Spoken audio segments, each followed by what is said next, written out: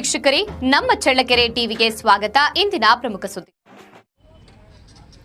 ಕೋಟಕ್ ಮಹೇಂದ್ರ ಬ್ಯಾಂಕ್ನ ಕಟ್ಟಡದ ಮೇಲ್ಛಾವಣಿ ಬಿದ್ದು ಒಂದು ಬೈಕ್ ಜಖಂ.